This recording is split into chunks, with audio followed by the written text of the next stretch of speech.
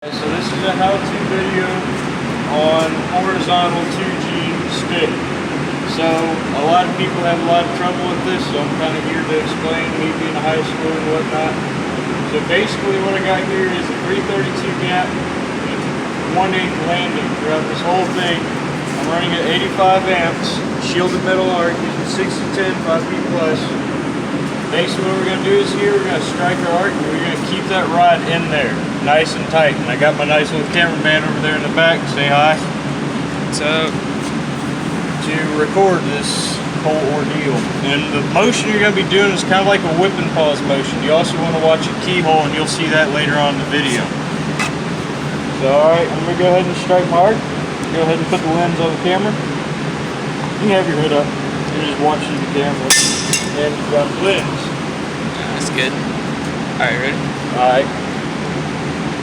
Kind of scoot back just a little bit. Here we go. Try not to stick the rod and make a big arc mark like I just did.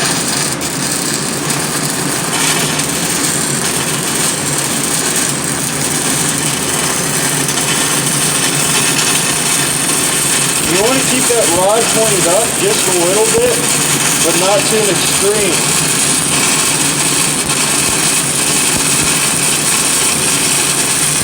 With open root, don't worry about the back. Just come back and tap it.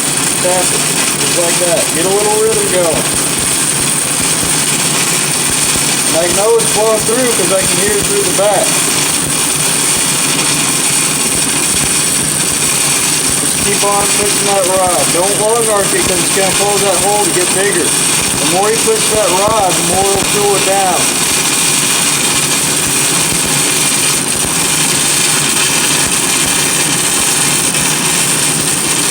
Keep on going. Keep it nice and consistent all the way down.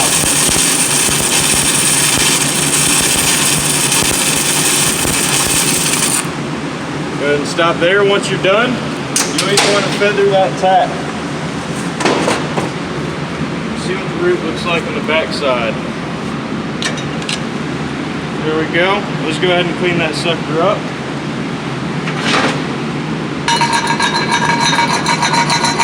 Nice and flat, don't got much set back. Ooh, that would have been bad if that fell all the way down. Alright, this pretty good little root in there. We're going to go ahead and feather that and I'll be right back with you. So next up, I got that tack all nice and feathered. When I start it, I'm going to start right here at the very back where that metal is getting shiny. I'm going to run all the way through here and fill in what I grinded out. That also allows this rod to heat up before I get to this. So when the rod's heating up and the plate's heating up, I can blow through before I get to the gap. So go ahead and grab the lens and flip her on there. Go ahead and start this puppy. So see how I started in the back? Zip right through it. Let it heat up. And once you get to that little gap, go ahead and put.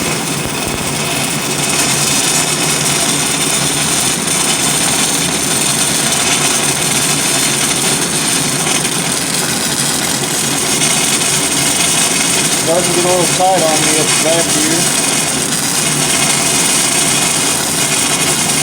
Just keep pushing that rod. Even though it's wanting to close up, just keep pushing it.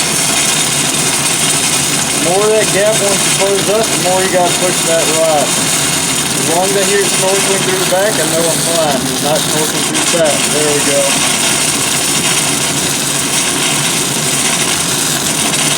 Well, this root ain't going to turn out as good as I thought. But it's a good little how-to. The tie-in should be good. I know the spots that I did not adequately fuse. I probably should have cleaned it up considering the gap wanted to close. Yep, see right around that area wanted to drip down because that gap started closing up. But the main thing is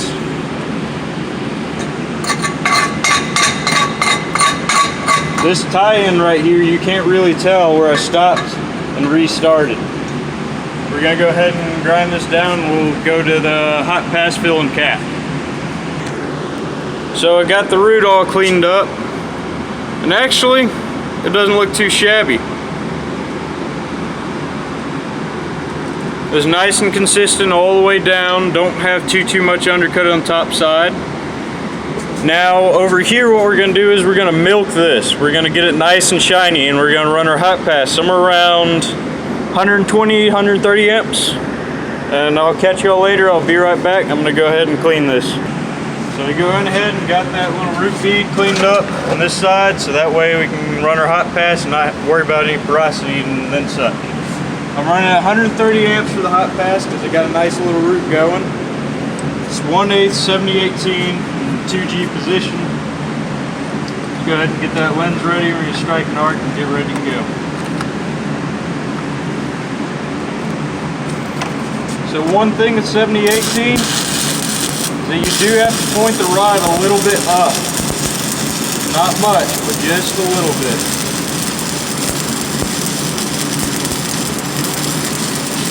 You want to keep a nice consistent arc and keep consistent travel speed all the way down as you're doing this. Just keep it in there nice and tight. Another thing about welding is you just got to get comfortable sometimes. A good portion of welding is just getting comfortable.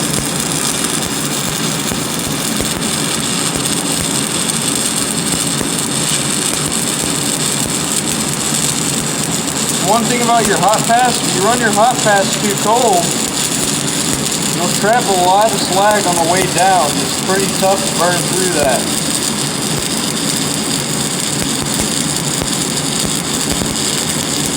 Still keeping it in there nice and tight. Keeping the travel speed the same speed all the way down. I am burning a little bit of that top side. I might have my rod angle a bit too high, and I'll find out when I burn off. Alrighty, looks pretty good. Let's go ahead and knock off the slag, and I'll catch you right back when I'm done with that. Alright, so there's our hot pass here. It's all nice and cleaned up. Got a little bit high here, and that's when my rod wanted to not push through, and it started losing the keyhole a little bit, but still got adequate fusion on the back side, so that's a good thing.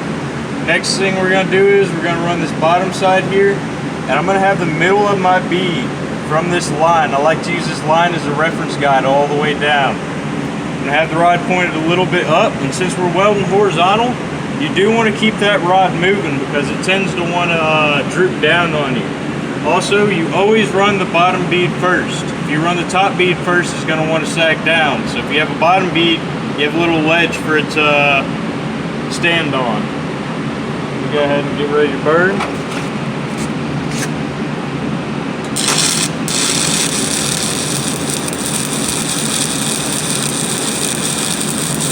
Keeping the middle of my bead down that line. As you can see here, I'm moving quite quickly across the plate because I don't want anything dripping down on me.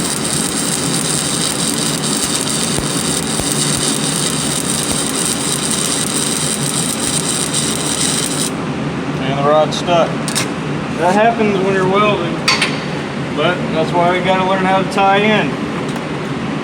It happens. Sometimes just bad rod, sometimes it's welder's error. But gotta be ready for that.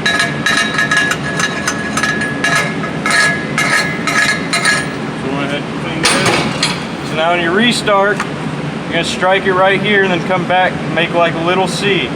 Start from the bottom and work to the top on that C. I'm running plenty hot. Another thing is when you're running hot, it'll help you a lot on your tie-in. It won't be so high.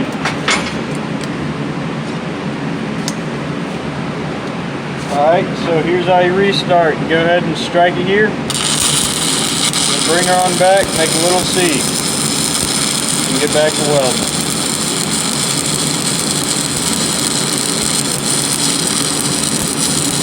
Oh, hand slipped a little bit there.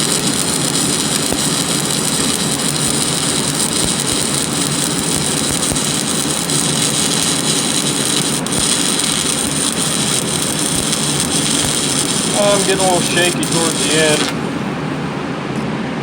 Alright, so that's all said and done. Go ahead and knock the slag off.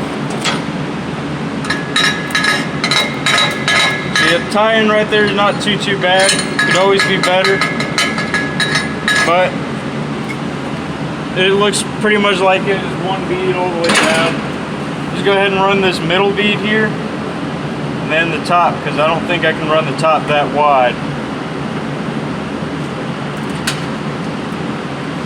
So we're going to do a 3-bead cap here in this example. You got the lens.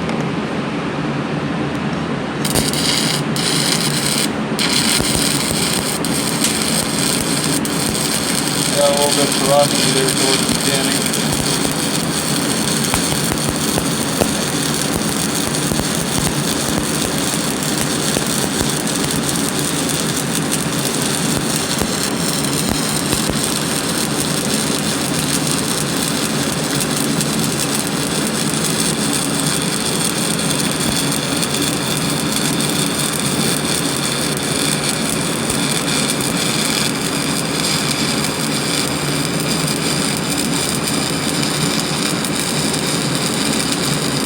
As you're running this horizontal, any type of vertical or horizontal weld, you always want to keep that arc in tight, because the last thing you want to do is have a big old ball of metal or even slag just drop on you. Keep a tight arc all the way down. Can't stress that enough. Now that I've been welding on this plate a little bit, I'm going to crank it down about 5 amps. It's starting to get a little hot. Or you could just sit and wait and let it cool if you don't want to crank it down.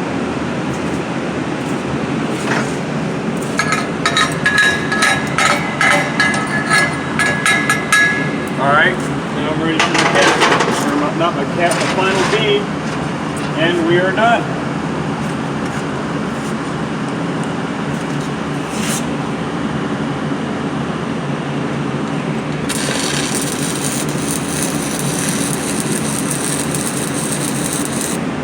And the rod's stuck. Well, try not to leave big old arc mark on there like I just did.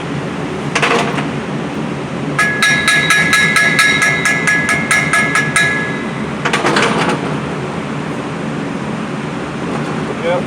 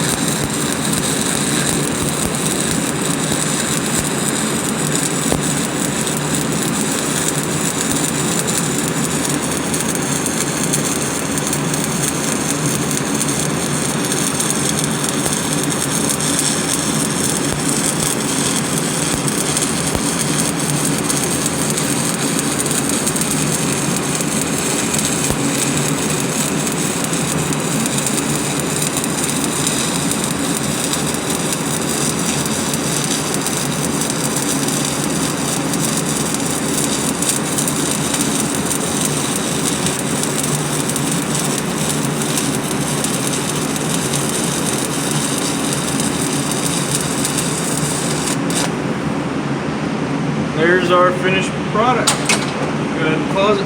We're going to clean her up. Alright, so here's our finished product. Not the greatest, but it's enough to pass. There's the root bead.